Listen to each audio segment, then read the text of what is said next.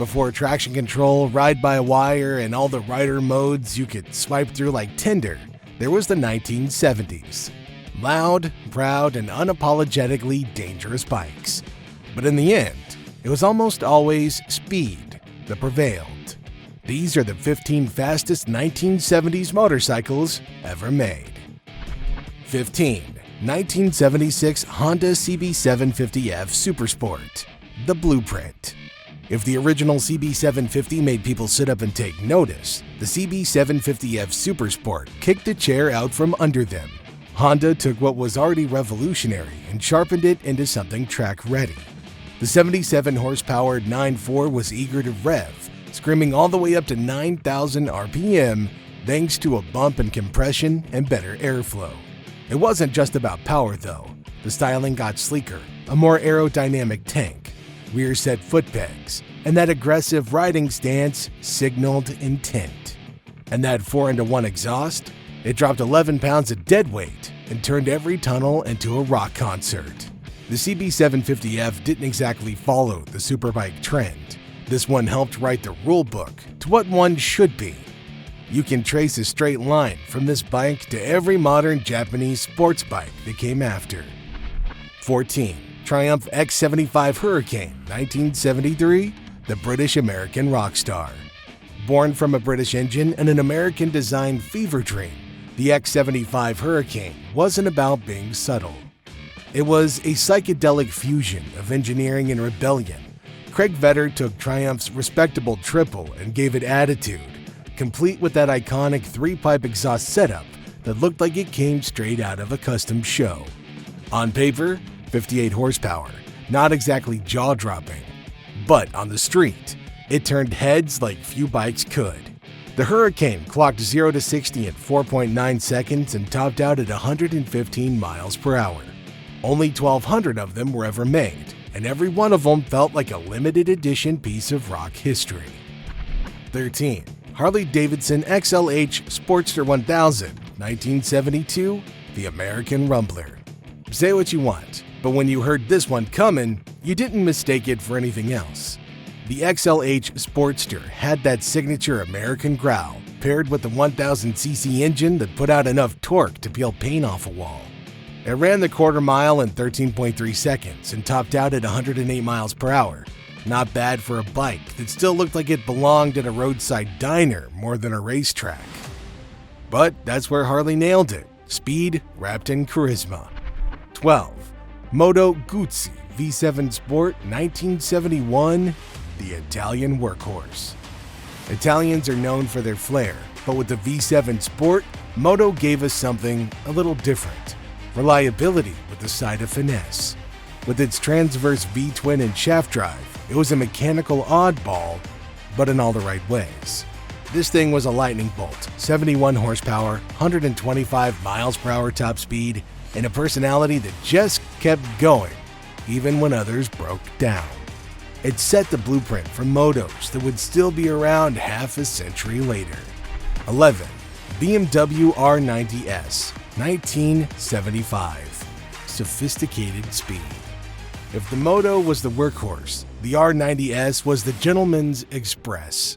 And this one was not all about speed. It had style, too.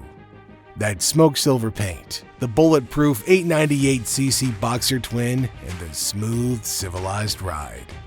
0 to 60 in 4.8 seconds, quarter mile in 13 flat, a top speed of 125 miles per hour. But what really set it apart was how it handled that speed, like a grand tourer in motorcycle form. It didn't growl or snarl. It whispered, "Let's go to Paris." 10. Norton Commando 850 Mark 1A, 1973, the gentleman's brawler. British bikes had their quirks, vibration being the most infamous. But Norton said, yeah, let's just engineer our way around that. The result was the isoelastic system, which made the Commando feel like a magic trick. Power and precision without the dental damage. With 60 horsepower and a top speed of 115 miles per hour, it wasn't the fastest on the list, but it was smooth and stylish. Like Sean Connery in two-wheeled form. It made you feel like a rider, not a passenger. 9. Moto Guzzi Le Mans 850, 1978. Racing DNA, street attitude. The second moto on the list, and for good reason. The Le Mans 850 wasn't here to be pretty. It was here to prove that Italians could do sports bikes that didn't break down in the rain. With 71 horsepower and a top speed of 130 miles per hour, it had real muscle. But the secret sauce? That linked braking system, decades ahead of its time. 8. Kawasaki KZ1000, 1976. The Street Samurai. Now we're entering muscle bike territory. There's one guaranteed way to earn respect on two wheels. Ride a Kawasaki Z1004. Its presence alone is enough to turn heads, even from lorry drivers. On the road, it moves with authority, cutting through traffic as if it belongs at the front of every line. With an inline 4 pumping out 83 horses and a 0 to 60 time of 3.5 seconds, it was the start of a new era, Japanese domination. Top speed, 132 miles per hour. Bikes were no longer about character flaws. They were about reliability, refinement, and raw unfiltered speed. And the KZ1000 led that charge. It's a machine that became a legend while still in production. 7. Kawasaki Z1B 1975. The Evolution. The Z1B didn't exactly reinvent the wheel, but for sure they made it faster. With an upgraded 903cc engine pushing 82 horses, it felt like a natural evolution of everything Kawasaki had already done right. It did 0 to 60 in 3.7 seconds and a quarter mile in 12.3, all while hitting 130 miles per hour on the top end. And it did it without shaking itself to pieces or leaking oil all over your boots. That's progress. 6. Suzuki GS1000, 1978. Racetrack Refugee. This bike felt like Suzuki took a GP bike, ripped off the stickers, and handed you the keys. The GS1000 came loaded with 87 horsepower and an attitude that meant business. It hit 60 miles per hour in 3.5 seconds, and it topped out at 135. But more importantly, it handled well. It made you feel like a better rider than you were, which is the best compliment you can ever give a machine. 5. Yamaha XS11, 1979, the muscle bike champ. Defining a touring bike isn't as simple as it used to be, especially with today's advanced shaft-driven machines crowding the field. But when it's time to cover serious distance, Yamaha's XS11 stands out. It didn't care about subtlety. At 1,102cc and 95 horsepower, it was Yamaha's answer to, how far can we push this thing? 0 to 60 in 3.4 seconds, quarter mile in under 12. And with the shaft drive, it was practically maintenance-free. It's large, powerful, quick, and built for comfort. It edges close to superbike territory, yet never forgets its purpose. In terms of long-distance performance, nothing else matches it. It's the top of the line for touring. The XS11 had one job: embarrass everything else on the road. Mission accomplished. 4. Honda CBX 1000, 1978, the 6-cylinder Symphony. This was Honda showing off. 6 cylinders, 24 valves, 103 horsepower. It was a mechanical marvel, more complicated than it had to be, but gloriously so.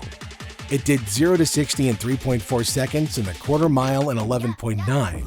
But really, this bike wasn't about numbers. It was about presence. You heard it before you saw it, and when you saw it, you never forgot it.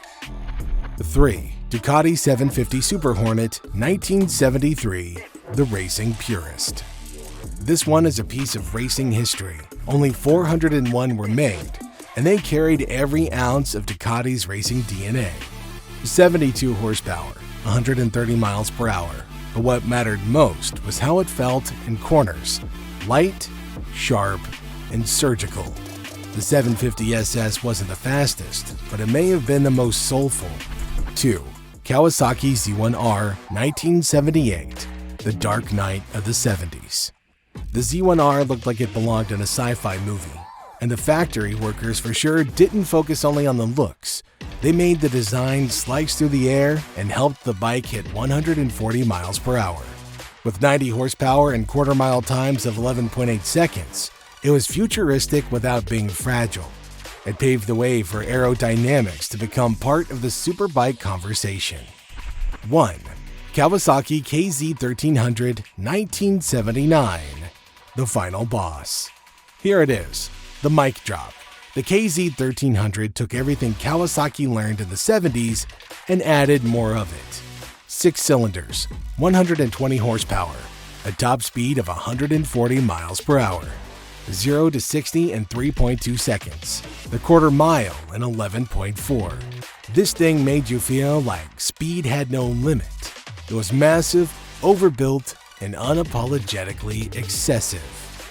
But it worked, and it made everyone else play catch-up.